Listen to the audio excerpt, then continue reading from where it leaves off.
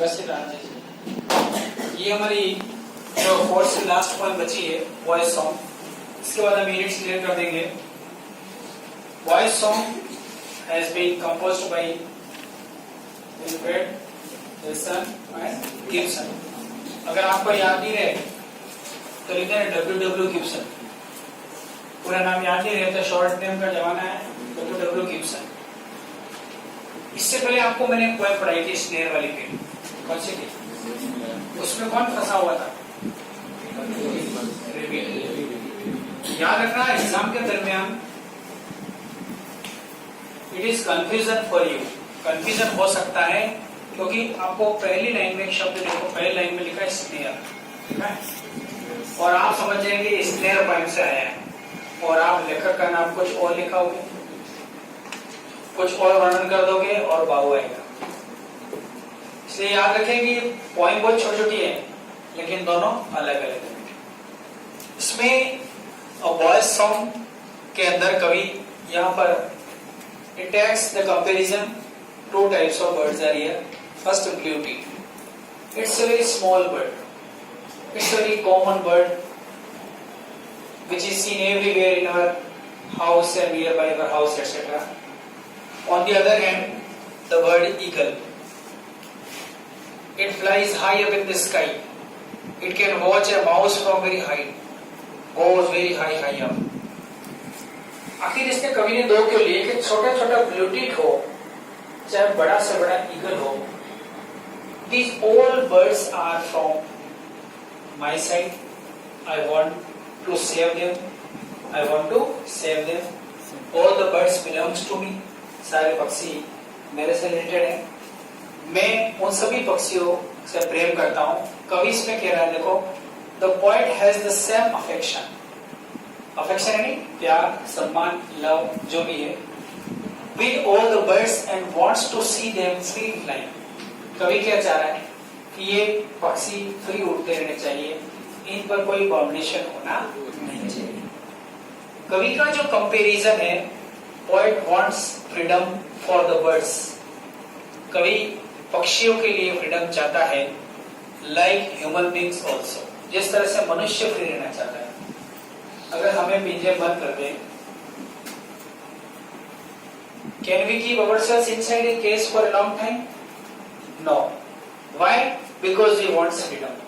That's why the poet also advocates here to keep the bird free all the time, because they have also the life. They have also the life. It's our duty. It's a human being's duty to give them freedom also. उसके अंदर जो central idea voice song का जो central idea है, प्रश्न परीक्षा में आ सकता है कभी कि what is the central idea of the poem. तो सेंट्रल आइडिया यह है, the poem is about nature's precious gift of freedom to all its inhabitants. Inhabitants यानी नागरिक, इनहेबिटेंट्स यानी नागरिक। कवि क्या चाह रहा है कि the poem is about nature's precious gift है ऑफ फ्रीडम का, कि स्वतंत्रता सबको पसंद है and we give freedom to everybody. हम आजादी चाहते हैं लेकिन दूसरा बंदी में रहे, that is not good. Everybody has the time, everybody has time to go anywhere, everybody has the freedom to go anywhere. No doubt you have to struggle for your life on each and every day, but when it is the point of freedom is concern, you will have to give the freedom just like the birds, whether it might be blue-tip, whether it might be eagle। तो कभी क्या कहते हैं, देखो, how many stanzas are there? 3 stanzas। How many stanzas? 3 stanzas there। Because I said no snare। What do you mean snare? Net। Snare means net। पक्षी को पकड़ने के लिए हमेशा स्नेयर जाल डाला जाता है। कवि कहता है because I said no snare, but leave them flying free।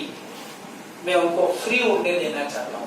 वहां तो रेबिट था, उसमें इसमें जो पहले हमारी जो पॉइंट पड़ी उसमें, लेकिन इसमें क्या है, पक्षी की बात है।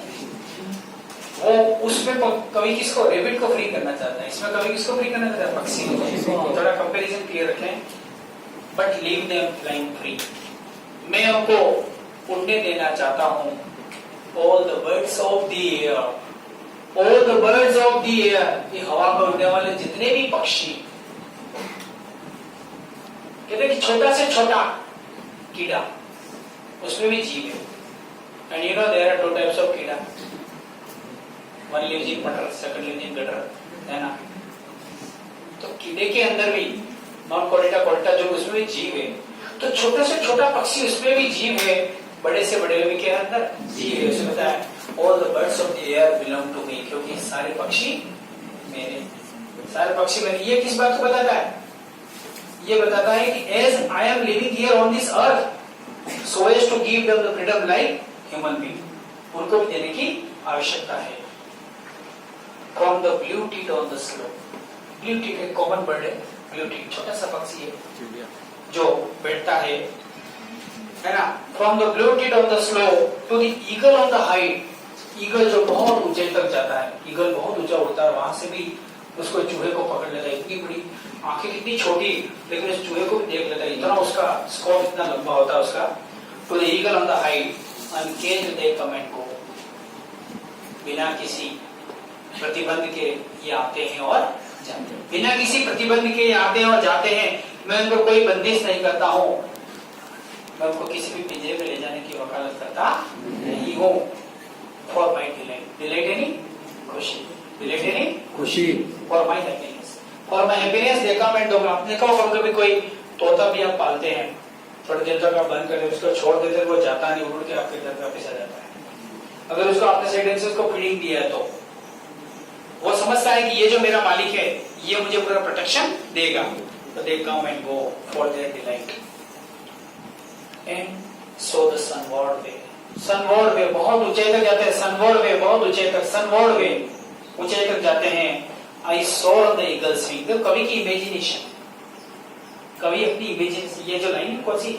आई सोर. सोर का मतलब होता है to go high, up up up up. It is called soar. ऊंचे की तरफ जाना. कि मेरा जो मन है, मेरा मन ईगल बनता है, मैं उसके पंखों पे बैठ के कहा जाता हूँ, ऊंचे तक जाता हूँ. मतलब कवि की इमेजिनेशन है कि just like the bird fly, है ना, fly toward the sky, just like my also my insight, my thought, my emotions also go with that, also fly with that. उसके साथ मेरा इमोशंस भी उड़ते हैं. एंड सोर the eagles wings and in my heart. पक्षी अगर ऊपर तक उड़ता है, मैं इसके साथ मेरी इमेजिनेशन वहां तक पहुंचती है, मतलब वहां तक का मैं सोचता हूँ, वहां तक मेरी इमेजिनेशन जाती है. एंड ऑल लास्ट में क्या कह रहा है? And in my heart. और मेरे हृदय के अंदर all day the blue tit sings. पूरे दिन मेरे हृदय में कौन सा पक्षी बोलता है? ब्लू टीट बोलता है. Blue tit. हृदय में ब्लू टीट रहता है तो मेरी कल्पना कहाँ? ईगल के समान होती रहती. कवि ने इसका वॉइस सॉन्ग को इतना बढ़िया किया है. कवि का लास्ट का जो सेंट्रल आइडिया क्या है? क्या कह रहा है कवि? The poem is about nature's precious gift, बहुमूल्य, जिसको कहते हैं बहुमूल्य गिफ्ट है, of freedom. किसके लिए? Freedom to all its inhabitants. किसके लिए? इसके सभी नागरिकों के लिए, कि सभी नागरिक आजाद रहे, सभी नागरिक स्वतंत्र रहे. आज हमारे देश में लोकतंत्र चल रहा है. इसी का परिणाम है कि हम लोकतंत्र के दायरे में क्या है? आजाद है. जहाँ राजतंत्र चलता है वहाँ आजादी होती नहीं है. कवि इसी बात को बताता है कि सभी को फ्रीडम रहने का पूरा अधिकार है. वो इस सॉन्ग में लिखा उसके अंदर इसने. तो इस जो बात बताए, देखो the poem about nature species gift of freedom to all its inhabitants like man birds are also important manifestation of life. ये भी जीवन के मैनिफेस्टेशन है. That add to beauty of nature. प्रकृति की सुंदरता को जोड़ते हैं. किसको जोड़ते हैं? प्रकृति की सुंदरता को जोड़ते हैं. तो पक्षी नहीं होगा तो दिन भर चाह चाह कौन करेगा? ये जितने बने हुए पेड़ पौधे सब बने हुए किसके लिए? प्रकृति के लिए बने हुए. Nature of enjoy of humanity only when they are allowed to fly free in the open air and the vast expanses of the limitless sky. और लिमिटलेस स्काई मैं कहता हूँ, जैसे गणपति के मंदिर में जा रहे हैं, चूहा बेटा उसको पूरी तरह से नमस्ते कर रहे हैं. जिंदा चूहा होते बाटल के पीछे दौड़ते उसके पीछे. वही बात है कि वाहन के रूप में, भगवान के वाहन के रूप में बैठे उनको नमस्ते करते हो, उनकी लट लेकर दौड़ते हो. चूहा भी आ गया, कोई बच्चे तकलीफ दे रहा है तो उसको बंद करके ले जाके कहीं छोड़ा उसको ओपनली, उसको मारना नहीं. आगे The poem expresses the bird's feeling of intense joy which springs from the realization that all birds are uncaged and free to fly from place to place, from the green trees to the bright skies. Belong to him because it does not set traps and cage them. वही बात मैंने आपको पहले बताई, कवि उनके लिए कोई भी जाल या ट्रैप होता नहीं है। वो जहां भी जाना चाहे जा सकते हैं, जहां भी उड़ना चाहे वहां उड़ सकते हैं। The point successfully establishes an emotional bond. ये बहुत अच्छी बात है, लिखो, बहुत अच्छी बात लिखी है इसमें। The point successfully establishment and emotional bond with the birds. पक्षियों के साथ इमोशनल बॉन्ड जोड़ता है। And the shows a tendency towards empathy, और एक टेंडेंसी बताया उसकी एम्पैथी की। कवि जी बहुत अच्छी बताता है, उसमें लाइन लिख दीजिए कि the poet successfully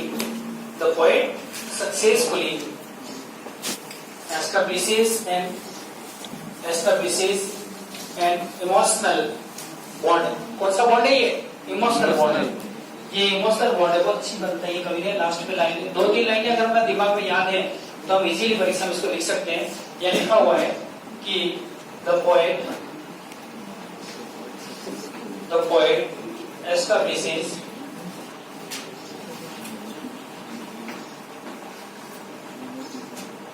establishes an emotional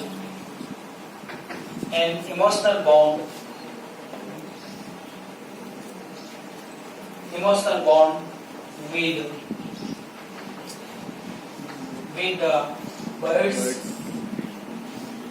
the birds and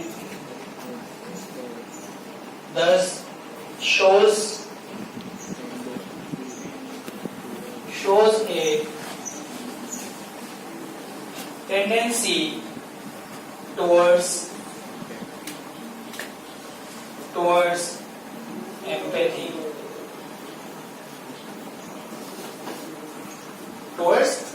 empathy.